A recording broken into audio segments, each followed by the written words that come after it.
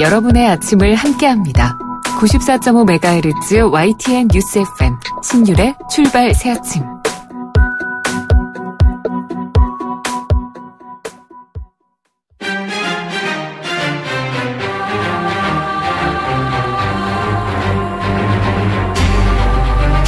매일 아침을 뉴스로 깨웁니다. 신율의 출발 새아침. 오늘은 미세먼지 때문에 비상이 걸렸습니다. 그래서 서울시는 출퇴근 시간대에 대중교통을 무료로 이용할 수 있는 조치를 취했는데요. 이를 위해서 서울시는 우리 세금 60억 원을 지급한다고 합니다. 그런데 이 따지고 보면 소리 없는 살인자라고 불리는 미세먼지의 상당 부분이 중국으로부터 옵니다. 그럼에도 우리라도 이 미세먼지를 줄이는 노력을 하면 조금이라도 좀 나아질 수 있지 않을까, 이런 생각에서 이런 조치를 취하는 건데요. 보다 근본적인 해결을 위해서는 중국에게 할 말은 하고 요구할 것은 요구하는 자세가 필요합니다. 정부는 지금이라도 미세먼지 해결을 위한 한중회담을 개최하는 것이 좋을 듯합니다.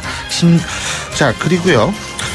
청와대에서는 어제 이 검찰과 국가정보원의 권한을 축소하고 경찰의 그 권한을 대폭 이관하는 내용이 담긴 권력기관 개혁 방안을 발표했죠.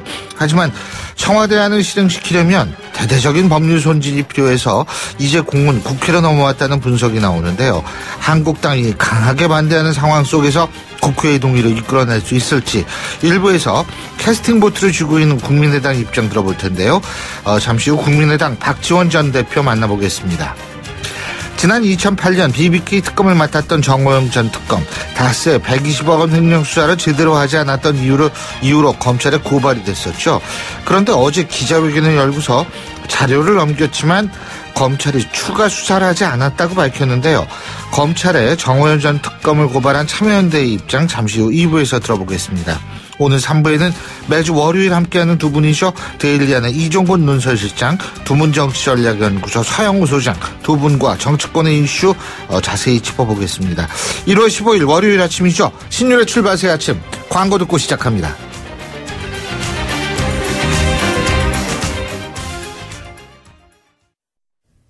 YTN 라디오 신율의 출발 새아침. 예, 지금까지 들어온 뉴스 정리해보겠습니다. 백병규 시사평론가 스튜디오에 나와 계십니다. 어서 오십시오. 안녕하십니까. 예, 오늘 첫 차를 시작으로 이 출퇴근 시간 동안, 이 서울 지역의 버스 지하철이 무료로 운행이 되죠. 이 미세먼지 덕분에. 그렇습니다. 예. 서울시가 서울형 미세먼지 비상 저감 조치를 발령을 했는데요. 예. 어제 오늘 그 이틀 연속으로 그 초미세먼지 수치가 이제 나쁨으로 예상된 데 따른 조치이죠. 여기는 그 공공기관 그 차량 이부지와 함께 이 대중교통 전면 무료 정책이 이제 포함됐습니다. 이 서울형 미세먼지 비상 저감 조치가 발령된 것은 그 지난해 그 7월 1일 이 제도가 그 도입된 이후에 이제 처음인데요. 이 대중교통이 그 무료가 되는 것도 처음입니다. 지난달 29일에도 그 미세먼지가 그 심해서 그 비상 저감 조치가 이제 발령이 됐지만, 예. 그러나 그 30일이 이제 토요일이라 그 대중교통 무료 정책은 그 시행되지 않았었죠. 대중교통 그 요금 면제는 그 출근 시간인 그 첫차 출발 때부터 오전 9시까지입니다. 또 그 퇴근 시간에는 오후 6시부터 9시까지 그 적용이 되는데요. 이 서울에서 그 타는 시내버스와 그 마을버스, 지하철 1호선에서 9호선, 또 우이신설선 요금이 이제 면제가 됩니다. 평소처럼 그 교통카드나 이 교통카드 기능이 그 탑재된 이 신용카드나 그 체크카드를 이제 사용을 해서 이 단말기 그 찍고 타면은 이제 그 요금 면제 혜택을 받게 되는데요. 이 서울시는 그 비상저감 조치 그 발령에 따라서 그 대중교통 무료화와 함께 이 공공기관의 그 주차장 360곳을 그 전면 폐쇄하기로 했습니다. 예. 관용차 그 3만 3천여 대 그 운행도 그 중단이 되고요. 아하. 자원해수시설이나 그 물재생센터 등 그 대기 오염물질 그 배출시설 12곳의 그 가동률도 오늘은 좀 낮추게 됩니다. 예. 이와 함께 그 공공기관이 발주한 이 건설공사장 그 180곳의 그 조업시간도 이 단축하게 되고요. 이와 함께 그 자율적인 시민 차량 그 이부제도 이제 권장하는데 오늘이 그 15일이지 않습니까? 예. 그러니까 이제 끝번호가 좀 홀수 차량만 좀 운행을 했으면 좋겠다. 이렇게 좀 부탁을 하고 있다고 하네요. 근데 제가 저는 대중교통으로 왔어요. 오늘. 아, 그러셨어요? 예. 근데. 네. 죄송합니다. 그 차를 가지고 왔습니다. 근데요. 차가 더 많더라고요. 어떻게 오늘 그런가요? 네. 그 신기하더라고요. 아니, 월요일이 이제 보통 좀 차량이 많은 날이죠. 근데 오늘 특히 많더라고요. 오늘. 그렇군요. 예. 자, 근데 또 남북이 오늘 오전 10시에 평창 동계올림픽 북한 예술단 파견을 위한 실무 접촉을 북한 지역이죠. 통일각에서 갔네요. 네, 이번 실무 접촉에는 그 평창 올림픽 기간에 내려올 그 북한 예술단의 그 구성과 이제 공연 장소 일정 등에 대한 그 논의가 주로 이루어질 것으로 보이는데요. 네. 아직 그 평창 동계올림픽 자체 그 선수단 파견 등을 위한 그 후속 실무회담 일정은 아직 잡혀 있지는 않죠. 예.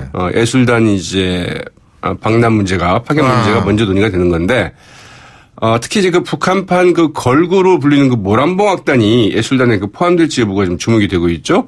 남북 그 합동 공연에 대한 그 논의도 이제 이루어질 것으로 예상이 되고 있습니다. 우리 측에서는 그 이우성 문화체육관광부 그 이제 문화예술정책실장이 이제 그 대표로 그리고 북측에서는 이 권혁봉 문화성 그 예술공연국장이 각각 이제 그 수석 대표로 이제 참석하게 됩니다.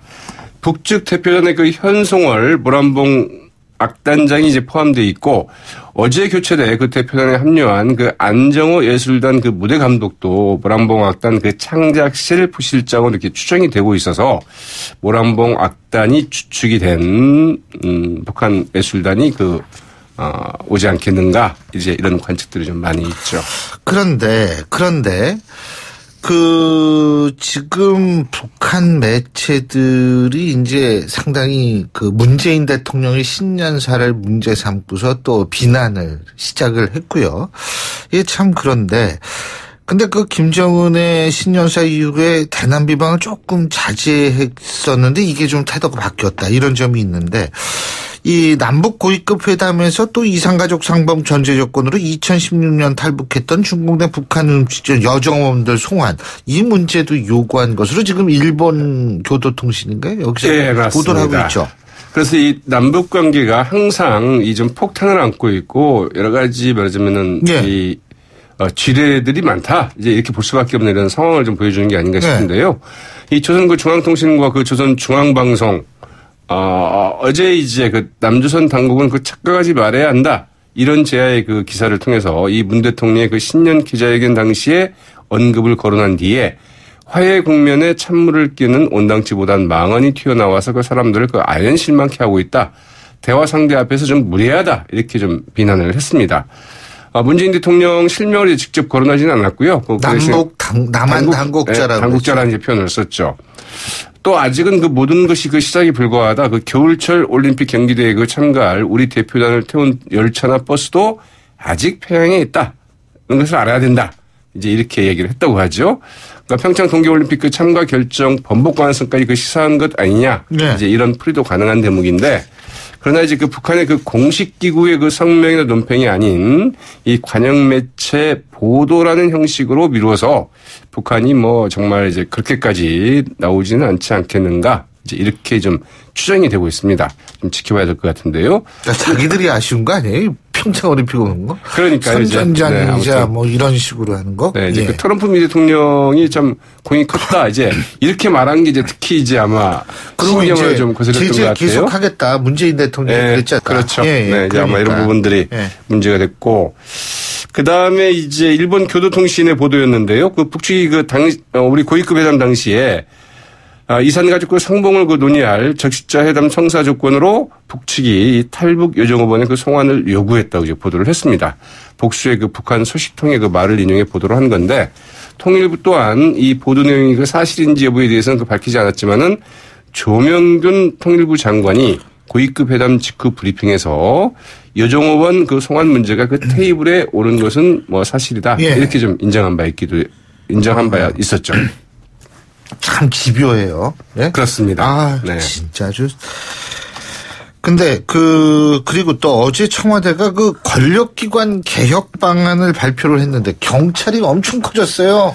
네, 경찰이 이제 권한이 굉장히 커지는데 그러나 이제 경찰도 이제 말하자면은 국가경찰과 자치경찰로 이제 나누겠다. 수사경찰. 네, 또 수사경찰과 이제 뭐 행정경찰로 나누겠다. 이런 경찰 조직도 이제 세분화를 전제로 하는 건데요.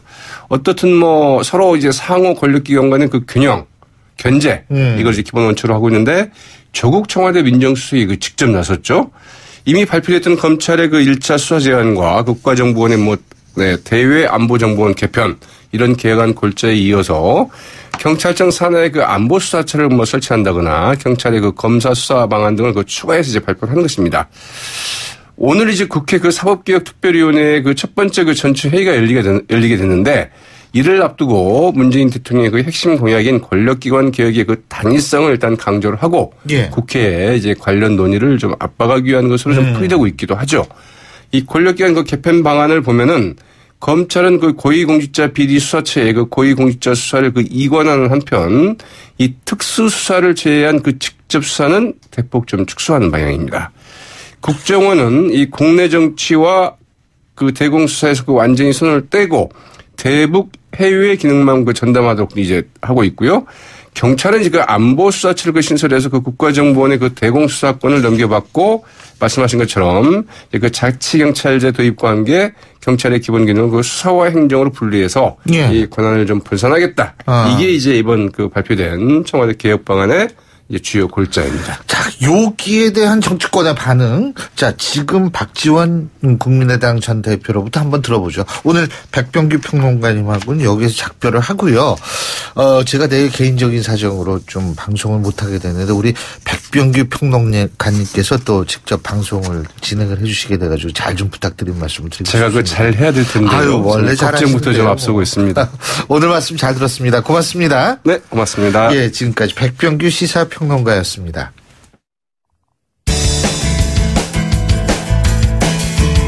여러분은 지금 FM 94.5MHz로 방송되고 있는 신율의 출발 새 아침을 듣고 계십니다. 의견 주실 분은 짧은 문자 50원, 긴 문자 100원의 이용료가 드는 휴대전화 문자메시지 우물정 0945번으로 의견 남기실 수 있습니다.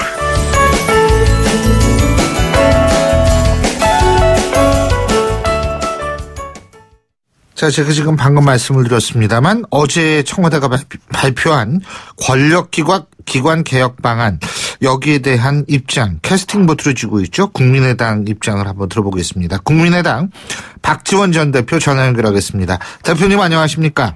안녕하세요. 박지원입니다. 예. 아유, 요새 여러 가지로 참 좀 막 그냥 힘드시고 막 뒤숭숭하시고 그러실 텐데. 그죠? 글쎄요. 저를 만나는 모든 분들이 힘드시죠? 이렇게 이야기. 아니, 저는 힘내시죠? 이렇게 얘기를 했어야 되나요? 아, 근데 어제 그 권력기관 개혁 방안 어떻게 보십니까? 글쎄, 우리가 국정원이나 검찰이나 경찰 예. 개혁의 필요성은 지금까지 논의해왔는데요. 예. 이렇게 엄청난 개혁을 발표하고 보니까 상당히 국회에서 잘 논의될까? 이게 우선 염려됩니다. 지금 대표님께서 엄청난이라는 표현을 쓰셨는데 이게 긍정적인 의미예요? 부정적인 의미예요? 긍정도 있고 부정도 있습니다. 긍정적인 건 어떤 겁니까? 네. 부정적인 건 어떤 거고요? 검경수사권 조정이나 네. 또 국정원의 개혁 같은 것은 필요하지만 특히 대공수사 문제를 경찰로 완전히 넘겼을 때 과연 효과적으로 해낼 수 있는 그런 실력을 가지고 있는가, 앞으로 어떻게 할 것인가, 이런 문제가 좀 걱정이 되고요. 네. 아무튼 좀 너무 방대하니까 네. 상당한 연구가 필요할 것 같아요. 상당히 방대하다. 네, 그리고 이게 어차피 이 국회에서 법적으로 이제 해결을 해야 되는데 예. 여야가 과연 잘 조정을 해서 해낼지 잘못하면은 호랑이 그려놓고 고양이만 그려도 좋은데 쥐꼬리 개혁하지 않는가 이런 걱정이 됩니다. 예. 사실 지금 현재 국회의 구성을 보면은 예. 아무것도 안 되게 돼 있습니다. 예. 국회 선진화법에 의거해서 우리 대한민국 국회는 과반수로 결정되는 게 아니라 3분의 2로 결정되거든요.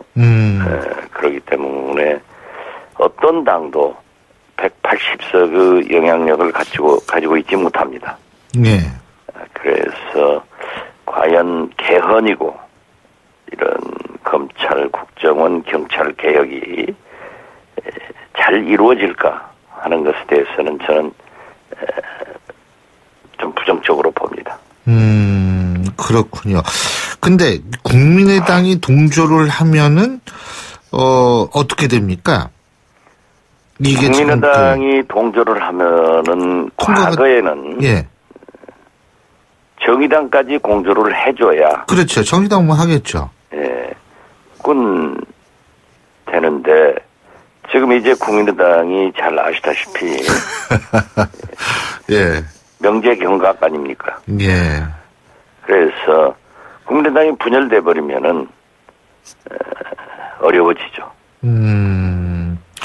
근데 대표님께 이렇게 여쭤볼게요. 만일 분열이 안 됐다 하더라도 예? 국민의당 입장에서 아까 대표님께서 말씀하신 대로 이 대공수사권 문제라든지 이러한 것들이 좀 있기 때문에 이걸 원안 그대로 통과시켜주긴 국민의당이 분열 안 돼도 힘든 것 아니냐 이렇게 이해도 되겠습니까? 아 그렇죠. 지금 의원 네. 각자들의 의견들이 사실 논의돼 가지고 거기에서 합의 조정돼야 되는데 네. 그러한 것에 대해서 선뜻 자신한다 하는 말씀은 되게 어려운 것 같아요. 그리고 개헌만 하더라도 그렇습니다. 아하. 지금 개헌만 하더라도 대통령께서는 당신은 제왕적 대통령이 아니고 과거의 대통령들이 제왕적 대통령이니까 1987년 체제를 우리는 분권형 또는 이원 집정제, 내각제 여러 가지로 그 제왕적 대통령의 권한을 내리려고 하는데 지금 문재인 대통령께서는 4년 중임제, 대통령 중심제를 계속 하려고 하거든요. 예. 그러면은 한국당에서 반대하고 또 우리 국민의당도 반대할 것이고 선거구제 개편만 하더라도 지금 한국당에서 절대 반대를 하고 있기 때문에 이 개헌도 저는 굉장히 어둡게 봅니다. 산으로 잠깐만 가보죠. 산으로 이 개헌 얘기가 말씀하셔가지고 그런데요. 자, 그렇다면 문재인 대통령이 그런 상황을 모르질 않을 텐데 그럼에도 불구하고 그런 얘기를 했다라는 사실 자체는 개헌의 의지가 있음에도 불구하고 그렇게 얘기를 할 수 있을까요? 어떻게 보세요? 저는 문재인 대통령이 지금 국민 지지도가 원체 높으니까 예. 당신의 하는 일이 지선지구하다고 생각하는 그런 오만에 빠져 있지 않는가 생각합니다. 처음부터 우리가 민주당 120, 국민의당 40, 바른정당 20, 정의당 등 무소속 10석을 합치면 190석이었습니다. 예. 만약 여기를 개혁 벨트로 묶어가지고 연정을 했다든지 어떠한 그 개혁 벨트로 묶었으면은 법과 제도에 의한 개혁이 됐습니다. 그렇지만은 이제 바른정당도 깨지고 우리 국민의정당도 이렇게 분열 위기에 있기 때문에 사실상 민주당은 120석밖에 가지고 있지 않는 과반수도 못 되는 당이에요. 그렇기 때문에 국회에서 아무런 기능을 할 수가 없는데 문재인 대통령께서는 나의 지지도가 70%, 75%, 호남 같은 데서는 95% 이렇게 높으니까 나를 따르라 라는 경향이 많지만은 국회는 마음대로 되지 않습니다. 이것이 문제입니다. 자, 지금 그 국민의당하고 바른정당 말씀 잠깐 해주셨는데 지금 신당 창당 위원회 구성한다고 그러더라고요. 네, 어제 신당 창당 추진위원회를 구성하기로 합의를 했고 오늘 내일쯤 출범을 시킬 겁니다. 그 통합 가능성이 제로에서 만든 겁니까? 네, 저희는 어떠한 경우에도 바른정당, 유승민 당과는 통합할 수가 없다. 이것은 가장 큰 문제인 정체성과 거기에서 탈호남을 들고 나왔기 때문에 예. 우리는 우리의 정체성과 가치관 호남을 절대 버릴 수 없다. 예. 이렇게 돼 있고 그분들은 이제 와서는 그렇지 않다라고 얘기를 하지만은 계속 유승민 대표는 나는 보수다. 심지어 역사관마저도 위안부 문제를 어떻게 말했습니까? 평창 동계올림픽을 어떻게 얘기했습니까? 북한이 참가한다니까. 그래서 도도처처해서 우리하고 정체성이 맞지 않고 역사관도 맞지 않고 그 가치가 맞지 않기 때문에 우리는 어떤 경우에도 통합을 하지 못합니다. 우리가 그러한 다름을 인정하면서 연합이나 연대는 가능하지만은 통합은 안 된다. 그러나 우리 안철수 대표는 통합만이 살 길이다. 그렇게 추진하고 있고 심지어 당무회의도 또 대의원이라고 말하는 대표당원도 500명씩 자기가 임명해 나가면서 이런 무리수를 쓰는 것은 우리나라 정당사에 이런 대표를 가져본 건 처음입니다. 예. 지금 그 500명씩 임명했다. 이게 결국 전당대회 하기 위해서 그러는 거죠? 네, 그렇습니다. 그러니까 이게 지금 현재 대표당원 가지고 과반수가 되지 않으니까 자신이 없는 거예요. 그렇기 때문에 그러한 일을 하는 거고 전당대회 준비위원회만 하더라도 예. 완전히 자파일색입니다. 그래서 지금 보면은 최고회의, 사무총장 등 당직자, 사무처 당직 직원, 당무위원, 거기에다가 대의원 대표당원도 500명씩 또 임명해가지고 하겠다고 하는 것은 이건 박정희 대통령이 유정의 국회의원 임명해가지고 국회를 장악했던 것. 전두환 대통령이 통일주체 대의원들을 만들어가지고 체육관 선거했다는 것하고 똑같기 때문에 저는 박정희, 전두환의 이 독재 정치를 딸도 세습하지 않았는데 안철수 대표가 세습해서 하려고 하는 거다. 그래서 저는 우리 정치사회, 정당사에 이러한 일을 하는 사람은 안철수가 처음이다. 저는 그렇게 생각하고 있어서 그러니까, 예. 어떤 경우에도 우리가 통합은 어렵다. 안 된다. 네. 근데 그 대표님 말씀 들어보니까 이번 전당대회는 통일주체 국민회의다. 이렇게 이해하면 되겠네요. 맞습니까? 같은 거죠. 같은 500명 거다. 임명해가지고 거기를 예. 다수하겠다고 하면은. 예. 그런데 그러면 막을 방법이 없어요? 막을 어떻게 방법은 보세요? 없죠. 없군요. 왜냐하니까는 예.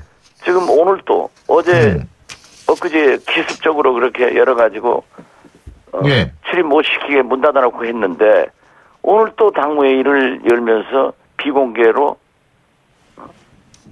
당직자들을 세워놓고 못 들어오게 하는 거예요. 네. 이렇게 되면은 이게 공개 정당이 아니에요. 밀실 정당이지. 그렇기 때문에 예. 절차적 민주주의를 가장 중시해야 할 안철수의 새 정치가 이제 가장 구태, 썩은 정치가 돼버린 거예요. 그래서 저는 예. 안철수의 새 정치는 안철수의 썩은 정치로 발전됐다. 예. 이렇게 지적합니다. 근데 안철수 대표는 그러더라고요. 밀실이라고 지금 말씀하셨는데 대표님께서 안철수 대표는 그동안은 주로 밀실에서 이 양당 간 통합 문제가 이루어졌는데 이번처럼 공개적으로 진행된 전례는 기억나지 않는다. 대한민국 정당에서 양당 간 통합 문제는 당대표들 간의 합의로만 이루어졌다. 그게 관행이었다. 이런 얘기를 하는데 어떻게 보십니까? 그렇게 타락한 게 안철수 새 정치입니다. 예. 지금까지 연합연대 통합을 이루어지면서 양당 대표가 얘기한 건 맞아요. 예. 그렇지만 당내 소통을 해가지고 하는 거예요. 그런데 안철수 대표는 의원총회 와서 또 중진들, 예. 전직 대표들에게 만나가지고 통합의 통짜도 꺼내지 않겠다. 알겠습니다.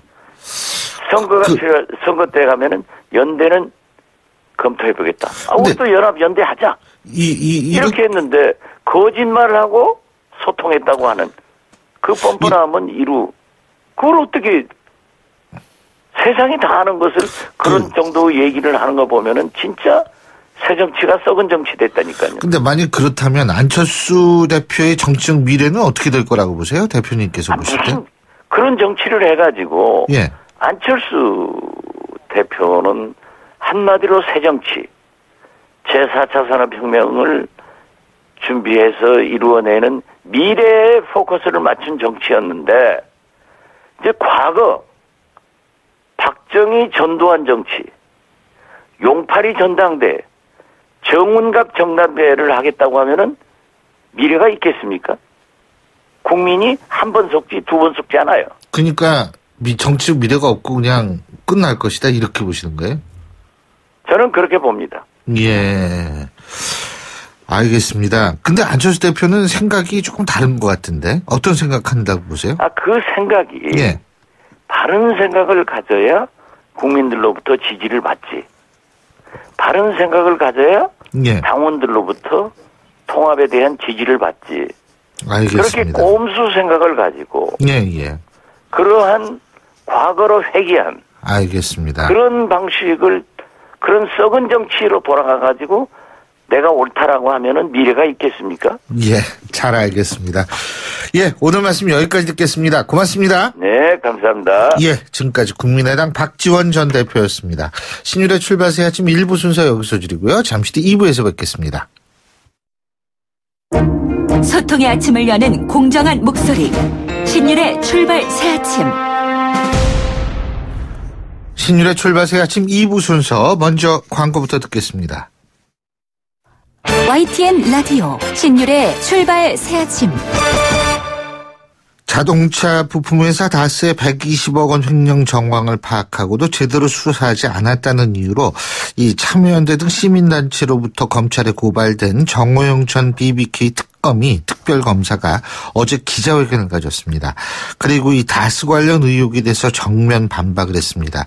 자신은 철저히 수사를 했고 사실 120억 원 횡령에 대한 문제를 검찰에 자료를 넘겼는데 검찰이 수사를 안 했다. 이런 얘기를 한 건데요. 자, 그래서 오늘은 정호연 전 특검을 특수직무유기 혐의로 고발했던 참여연대 안진걸 공동사무처장 전화 연결해서 입장 들어보겠습니다. 안 처장님 안녕하십니까? 네, 안녕하십니까? 예. 자, 어제 정호영 전 BBK 특검이 반박 기자회견을 하지 않았습니까? 네, 잘 봤습니다. 예. 그러니까 이제 특검 같은 경우에는 서류를 넘겼고 120억 원 이것도 넘겼는데 그렇다면 이게 더군다나 특검의 수사 영역이 아니었었다 이런 얘기였었죠. 그죠? 예, 그 핵심이 특검의 수사 영역이 아니라는 것과 검찰에 넘겼는데 검찰이 수사 안 했다. 그거죠. 저희가 특수직무유기로 고발했는데 직무유기의 죄는 특검이 아니라 일반 검찰이 저질렀다. 이게 핵심입니다. 예. 그걸 통해서 우리 국민들은 몇 가지 알겠는데 특수직무유기는 인정이 되는구나. 검찰이든 특별검찰이든 서로 자기들이 안 했다고 하는 거 보니까요. 특수직무유기가 아니라고는 안 하잖아요. 예. 직무유기가 발생했다는 건 사실인데 누가 했느냐가 중요한 것이고 두 번째로는 수사자를 다 넘겼다고 했는데 당시 어찌됐던 발표나 기소나 제대로 수사가 없었던 건 사실입니다. 다만 그 수없이 많은 자료에 일부 자료를 포함해서 검찰에 넘겼는 검찰이 제대로 안 했다는 것인데 당시 검찰총장 등은 다 나서서 그것은 제대로 된 인계가 아니다. 수십 많은 자료를 잠깐 포함시켜 놓으면 그걸 누가 아느냐. 정식으로 통보를 해야 된다는 거거든요. 수사 의뢰나 통보를 해야 된다. 예, 그렇습니다. 예. 그리고 예전에 가장 최근에 우리 국민께서 기억하시는 박근혜 최순실 게이트 특별검사를 보시면 저희들이 고발한 사건이 있는데 하나은행과 최순실 게이트 이런 게 제대로 수사가 안 됐거든요. 블랙리스트라든지 일부. 그 부분은 다 일반 검찰이 이렇게 통지를 정식으로 한 거로 알고 있습니다. 그러니까 제대로 통지를 하지 않았다는 면에서 또 이명박 전 대통령을 꼬리곰탕 먹고 대충 봐주기 조사했다는 측면에서 특별검사팀의 특수직무유기 혐의가 더 농후한 거 아니냐 이렇게 저희는 보고 있고요. 그 다음에 여보세요? 예. 계속 말씀해 주십시오. 예. 영역이 아니라는 데 대해서 그 부분도 제가 그걸 이야기하려다가 목이 좀 냈습니다. 죄송합니다. 괜찮아요. 예, 나이 들수록 다 그렇게 됩니다. 예. 예, 특검법 2조를 보시면 예. 당시 특검법 2조하고 2조에 어떤 것이 수사 대상인지 나와 있는 2조 2항이 있고 2조 7항이 있는 2조 2항을 보면 이명박 전 대통령의 어떤 횡령이나 배임 혐의 등이 예. 기록되어 있습니다. 수사 대상에. 지금 다스에서 2003년께 120억 정도, 80억 정도가 비자금 조성됐다는 의혹이 있고, 그게 이제 2008년 2월 3일, 예. 2월이나 3월께 120억으로 불려져가지고 예. 회사로 도달한 것으로 지금 추정되고 있는데요. 그렇다면 그것은 누가 보기에도 일개 개인 직원이 했을 가능성이 높지 않기 때문에 실소유주 의혹이 끊이지 않는 이명박 전 대통령이 횡령을 했을 거나 또는 배임이나 비자금 조성했을 거로 추정이 가능하기 때문에 2조 2항에서도 수사 대상이 될 수도 있고요. 2조 7항에서도 보면 이 특별검사가 활동을 하다가 관련돼서 알게 된 범죄들이라고 이렇게 명시되어 있습니다. 그래서 저희도 보기에는 특별검사의 수사 대상으로 넓은 의미의 수사 대상으로 충분히 간주할 수 있었다고 보는데 굳이 수사 대상이 아니다라고 보고 그 80억이나 되는 엄청난 돈이 횡령이 됐는데 그게 개인이 횡령했다고 보는 것입니다. 근데 2001년도에 다스 영업이익이 40억이 좀 넘었습니다. 네. 그러니까 한 해 영업이익이 40억, 50억인 회사에서 120억. 단숨에 80억이 횡령이 된 거거든요. 그리고 은행에서 과다하게 전표를 작성해서 빼냈다는 식으로 특별검사 발표 해명자는 되어 있는데 그게 혼자서 할 수가 있는 게 아닙니다. 예를 들면 해외 원자재 수입 가격을 뻥튀기 했다든지 여러 가지 이제 수법이 있을 수 있는데요. 그다음에 당시 또 최동영 경리팀장이 일관되게 이야기하잖아요. 관계자들이. 예. 조직적인 비자금 조성이라고. 예. 그래서 그 격리 직원 한 분이 빼돌릴 수 있는 규모가 아니고 그리고 보통 개인적으로 횡령하면 돈을 다 사용을 합니다. 어떤 식으로든 간에. 근데 이분들은 협력자들과 함께 골고루 은행이나 증권이나 이런 데 돈을 보험이나 이런 데 숨겨뒀다가 심지어 돈을 40억을 넘게 불려서 갖다 주잖아요. 다시 회사로. 알겠습니다. 근데요, 그러면. 이런 횡령이 어디 있겠습니까? 예. 그러면 안 처장님, 이게 이제 어쨌든, 이게 확장시키면 충분히 수사 대상이 된다, 이 말씀이신데요. 그죠? 이거를 예, 좀. 그렇습니다. 근데, 검찰도 할 수 있는 거 아니에요, 이건. 예, 맞습니다. 그러니까, 우리 국민들 보기에는, 예를 들면 특검이 일정한 약간의 메모를 해서 또는 언질을 해서 검찰에 보냈는데, 검찰 안 했을 수도 있는 거거든요. 특검 기간이 짧았던 건 사실이기 때문에. 예. 근데 주요는 특검이 직무유기를 저질렀다고 보고 있지만 혹시 일반 검찰에 넘어갔을 때도 당시 특검 때도 당선인 신분이었고 이명박 전 대통령이 일반 검찰도 당선인이었다 곧 실제로 취임을 했거든요. 대통령으로. 예. 그 유세와 권력에 눌러서 또는 스스로 충성하기 위해서 수사를 안 했을 가능성은 높습니다. 검찰이요?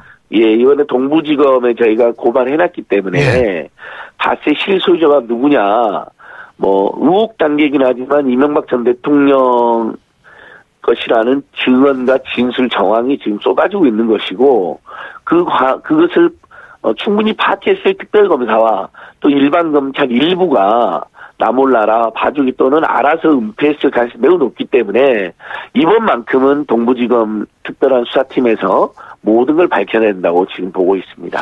근데 지금 정호영 전 특검은 추가 자료도 공개할 수 있다. 지금 이런 얘기거든요. 그러니까 이 고발 내용에 자신에 대한 고발 내용에 대해서 반박할 거를 갖고 있으니까 이런 말 하는 거 아니겠습니까? 예, 추가적으로 내시면 좋겠습니다. 뭘 내실지 모르겠지만 저희도 지금 오늘이나 내일쯤에 특검이 발표한 자료를 반박할 준비를 지금 하고 있습니다. 그 핵심은 뭡니까? 네, 특검 조사 결과를 보면요. 이상은 씨가 실제로 경영권을 행사했다 이렇게 되어 있고 그다음에 다스의 실소유주는 이명박 전 대통령이 아니다고 이렇게 되어 있고 또 지금 다스에서 사실 190억이 BBK로 투자가 됐잖아요. 엄청난 돈이. 근데 그거 역시 이명박 전 대통령은 전혀 관여하지 않았다는 것이거든요. 그러나 저희가 조사하고 입수한 여러 상황을 보면 이재정 씨가 실제로 경영을 주도한 게 아니라 김성우 대표이사가 주도했다는 것이고요. 그 다음에 다스에서 190억 투자되는 과정에서 이명박 전 대통령이 역할을 했다는 것을 알 수 있는 상황들도 확인이 되고 있습니다. 그리고 또 특검은 거기에 대한 해명이 없습니다. 사실 일대 주주는 고 김대정 이명박 전 대통령 처남이고 그 다스 상속세 관련해갖고 청와대가 작성한 것으로 바뀌는 추정되는 문건도 최근에 공개됐고 저희가 검찰에 그 제출도 했잖아요. 그러면 일대 주주인 고 김대정은 전혀 회사 경영에 관여도 안 하고 경영권도 행사하지 않았는지 그런 합리적 의심에 대한 부분도 안 나와 있거든요. 그러니까 그런 점으로 봤을 때 저희는 정호영 전 특검이 뭘 공개할지 모르겠지만 뭐라도 다 빨리 했으면 좋겠고 저희는 특검이 예전에 발표했던 자료 그리고 최근에 해명했던 자료를 충분히 반박하기 위한 준비도 하고 있습니다. 예. 근데 이제 이게 이 자료를 공개하는 것 중에서 예를 들면 이런 게 있다라고 가정을 하면 이게 봐라.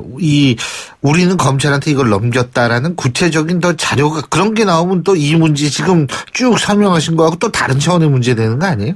예, 그렇습니다. 그래서 저희들도 그 부분을 당시에 2008년 2월 달에 특검 수사결을 발표한 다음에 어떻게 했는지 저희들 눈으로 직접 본 게 없잖아요.